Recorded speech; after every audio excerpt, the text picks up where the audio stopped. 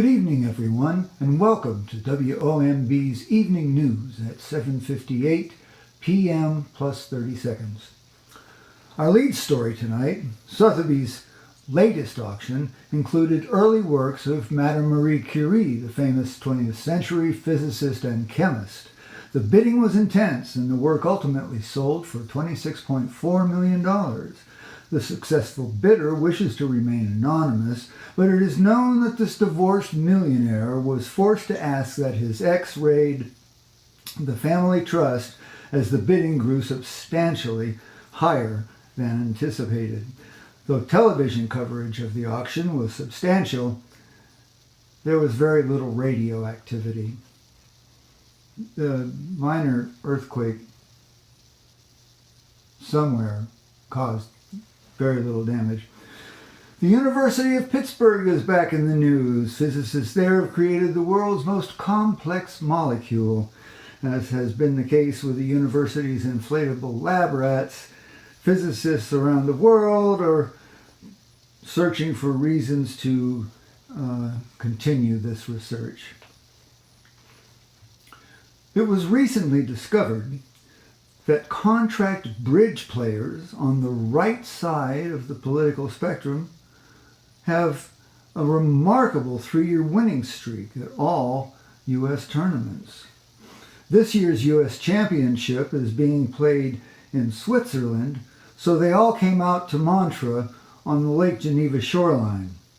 WOMB investigative reporter and very senior correspondent Scrive Bartleby has obtained exclusive insight into this phenomenon. Over to you, Scrive.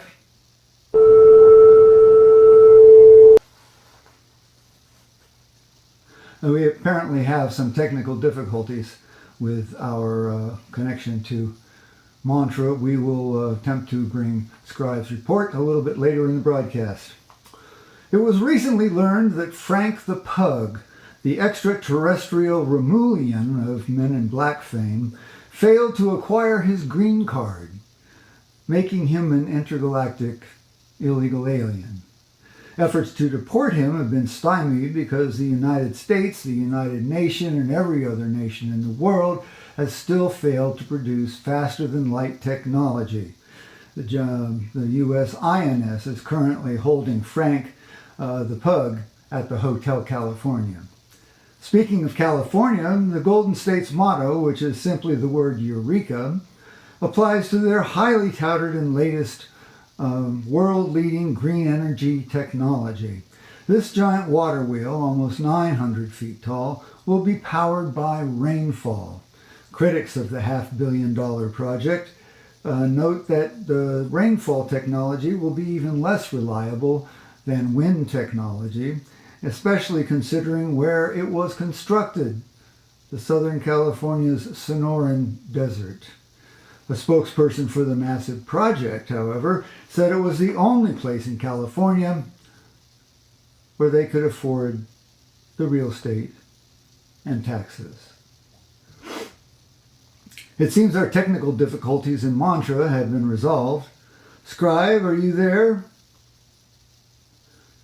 Yes, indeed, young man.